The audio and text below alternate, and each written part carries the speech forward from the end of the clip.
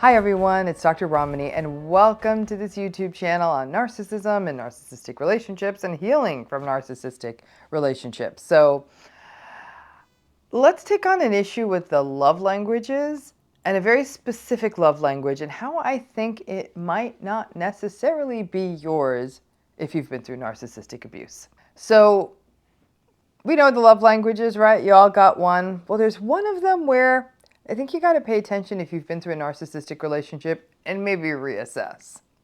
So I'm sure many of you are familiar with the love language universe. I'm not entirely sure I agree with all of it, but a lot of people like it. It's quality time, physical touch, gifts, words of affirmation, or acts of service. And we've done videos about the love languages and how it intersects with narcissism and all that. And I think all of you probably know what yours is. Now, some conversations I have had about one of the particular love languages, acts of service, have actually given me some pause on a tricky bit about this particular love language. And I say this as somebody who's firmly an acts of service gal. So just in case you don't know that much about it, I'm going to give you a quick recap of the whole love language lexicon thing. A love language speaks to how you prefer to communicate and receive love. For example, if your love language is physical touch, you really want physical touch and affection, and you communicate your love to someone else in that way. So on this acts of service love language, that dishwasher emptying and trash can bringing in and grocery shopping doing and tax preparation could really be communications of love to you if you would receive them that way, or you may show it that way. But it's an interesting conundrum in narcissistic relationships. Now listen, it doesn't seem terribly romantic that someone painting the bathroom could be akin to a walk on the beach at sunset or a piece of jewelry or being told you were the best person that they know, but that's how these languages work. It's not necessarily about what standard romance is, it's about what love means to someone. Now, for people, especially those of you who have faced narcissistic relationships and multiple narcissistic relationships in your lives, and this could even be multiple adult narcissistic relationships or even childhood relationships, the fact is, if you weather enough narcissistic relationships, you learn that you cannot count on other people for much and often end up having to do lots of things for yourself. It becomes less exhausting than asking the narcissistic person to do what you need them to do, or getting into arguments with them, or just being hurt by being told that you're too demanding or needy. Throw in some of that narcissistic entitlement. How dare you ask them to do stuff for you? And for all of that drama, you are better off just bringing in the damn trash cans yourself and not get into the whole relationships are supposed to be equitable and please be mindful, because it's not going to happen in this relationship. So that means, this goes back to almost some of that breadcrumbing stuff. That means if someone does do something helpful for you, and I've talked about that on this channel recently, they fix something or move something or help you with a move or just help you with anything. If you have been through narcissistic relationship or relationships, you can get fawny and overly gratitude-y because you can't believe that one day you could come home to folded laundry or a trash can put away. You simply can't believe it. You certainly can't rely on it, but you can't believe it. And that thing may have made your day easier. But when you have that really strong reaction to that, you might believe like, oh, I'm so excited about these trash cans. My love language must be acts of service. This person organized my cutlery drawer and it felt like sunset at the beach in Bora Bora. So here's the issue.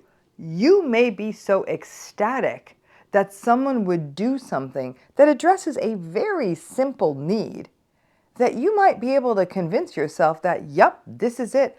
When someone does something I need and I love them, that means acts of service is my love language. But could it simply be that if someone is addressing one of the many things you need done around the house or in the office or in your life, that it's such a momentary relief or momentary respite that you believe to just have that break for a minute, maybe this trash can stuff or dishwasher stuff is what love means to me. But really, that deprivation of having your needs ever met for a long time can mean that those little acts of service get a lot of juice in your life and may obscure what may be other equally important love languages to you. Narcissistic relationships chronically put us on our back foot and into survival mode. So then we are grateful when anything in survival is made easy. But all of this survival can block us from seeing what may actually matter to us at a higher level once those baseline survival needs are met.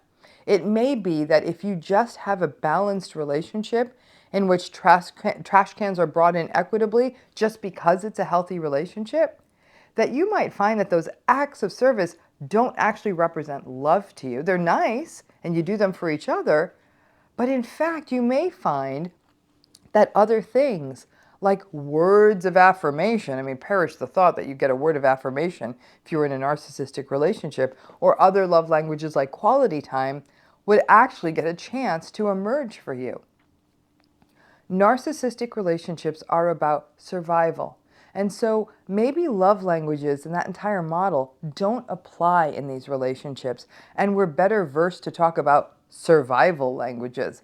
And these may relate to things like what gets things done in this relationship without conflict, what keeps me from getting yelled at, what minimizes gaslighting. So for all of you out there who are my acts of service folks, before we truly believe that this is our love language, we have to stop and reflect on a world in which your service needs, as it were, just the regular stuff of life, are shared and balanced in a healthy way. Listen, even after thinking on this video, I still do believe that acts of service is my love language, and I definitely do show love by helping people find the best airfare or picking them up at the airport. But I gotta tell you, I'm really chintzy with the hugs and the words of affirmation. And if you were come here and tidy my kitchen, clean up my fridge, or hang up my pictures, it would be ecstasy for me, the likes of which a Pablo Neruda poem could not capture. But that said, as a survivor, I acknowledge I have a very difficult time expressing my needs about those trash cans and dishwashers. And so when one of those dozens of daily needs gets met without me having to go through the vulnerability of expressing it, that's really primal, heady stuff for me. But I had a long run. If somebody did help me with laundry, empty dishwashers, help me with the closets, help me with airport pickups, would I find another love language? Who knows? But I do know that there are lots of folks out there who may believe that the acts of service are their thing simply because they rarely got to ever occupy a world where even the most basic needs were met. Remember that breadcrumbing phenomenology of a narcissistic relationship. You get by on less and less and less. You're subsisting on those little breadcrumbs that you get in these relationships, like, oh, my coat was hung up. Ooh, the towel was lifted off the floor. That when someone actually empties an entire dishwasher, it's like they've put a 5-course meal in front of you with candles and the whole thing. And so that breadcrumbing plays into, I think a lot of folks in narcissistic relationships may think acts of service are their thing, because acts of service implies a sort of spontaneous meeting of needs. The person does the thing without asking, or they do it happily or with grace. And so when that's happening so easily without a person who's been through narcissistic abuse, who has trouble expressing needs, having that happen, honestly, like I said, it's sheer ecstasy. So again, to all of my acts of servicers out there, before you think that vacuuming the rugs qualifies as foreplay or emptying the dishwasher is love bombing, take a step back and wonder what it would be like to live in a world where those things were happening. How would love be expressed and received by you in that universe? Thanks again.